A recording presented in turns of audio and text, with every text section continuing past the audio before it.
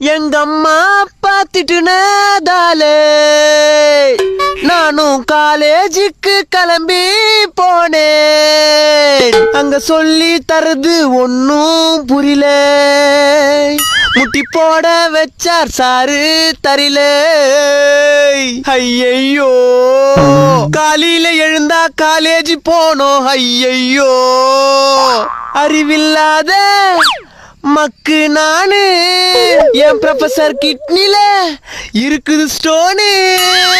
வாரத்துல 3 நாள் காலேஜ் போகலனா உரிப்பாங்க தோலு.